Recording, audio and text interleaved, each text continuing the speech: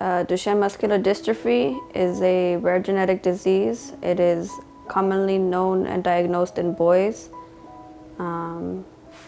When a boy has Duchenne Muscular Dystrophy, first signs are big calf muscles. Boys can't really walk stairs, and they fall frequently or are clumsy. In 2019, April 1st, we went to go see a clinic for blood work results, and we were told JJ has Duchenne Muscular Dystrophy. He said by the time in a few years, JJ will no longer walk. In his teens, he will begin to have respiratory issues, and he said JJ will not live past his 20s due to heart failure.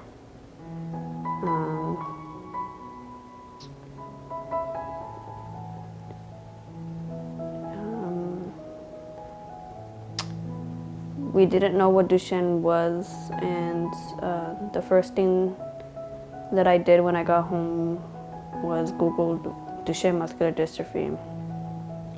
Everything that I would search for was always negative. The images, the searching of it, it was everything the doctor said. Heart failure, wheelchairs, boys in respiratory machines, and it was hard for me to get out of that mentality. It took me a while to get up from feeling depressed. I thought JJ's life was over. I thought he had nothing to look forward to anymore.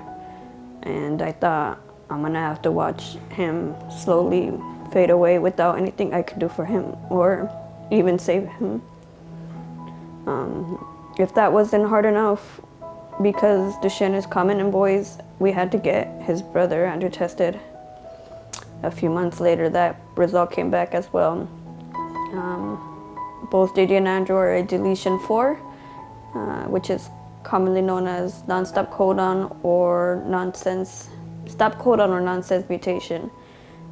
Basically, boys that have Duchenne muscular dystrophy,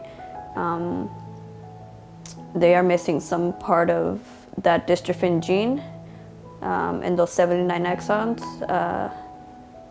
And they basically don't produce dystrophin. Dystrophin is something that their muscles need. It's a protein in order for them to function properly. And that's what causes them to have their muscles deteriorate. And that's basically what I would have to watch JJ and Andrew go through without anything else I could do for them. When I was able to get back on my feet, I would search different things on Google. I would search more information, deeper information, articles, anything that I can get my hands off just to understand what it was, deeper into this disease. One thing that stood out to me was stem cells, and it's something that I had a gut feeling about, that it's something that I had to do. The doctor wanted to put JJ in steroids right away, which was something that I wasn't ready for. I wasn't prepared for, because steroids can also cause many other defects, and they can range between gaining weight to anger issues. And JJ having those issues already, he wasn't somebody that I would want to see struggle with that kind of problem even more. So eventually what I started doing was reaching out to other families, other parents, the ones that stood out to me. I remember seeing a family post news, videos of them being on the news, and that really stood out to me. And I said, well, what is this parent doing that maybe I'm not? And I reached out to that parent, and he gave me a lot of information, a lot of positive information. Everything that he looked for in his child is everything that I wished for JJ. One of them was also stem cells. And it took me a while because I wasn't sure if I was doing the right things for JJ. It was something always scary for me. Every step was not knowing, what am I doing right, what am I doing wrong, what JJ needs, what he doesn't need, what the neurologist is saying, what other specialists are saying. So I kept in touch with that parent, and I told him, I want to do what you're doing. I want to be able to have a logo for my kids. I want to be able to, start this fight, start this journey, start not thinking negatively and just letting JJ struggle and do something.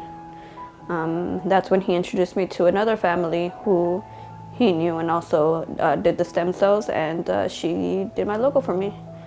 From then I started a strong relationship with that family who we all had almost the same views and goals, and I wanted to do that. I wanted to be able to start helping instead of just feeling sorry for myself or feeling sorry for JJ or Andrew or just thinking that our life was over. So we took that chance. We went to California and we got JJ's first dose of stem cells. And in that treatment, we noticed JJ went from falling every day all the time to not falling. He was able to walk around all day without feeling tired, and he said, I feel good. And another good thing that we saw was that his attitude was a little bit better and he felt better. He was happy. So for sure that was something that we wanted to continue for him, and it's something that we plan to continue to show the progression since there is no cure. They always say boys with Duchenne have no time. It's a race against time because every day their bodies are deteriorating, their muscles are fading away. JJ is 9 and I don't want to wake up one day and have him fall or not be able to move his legs.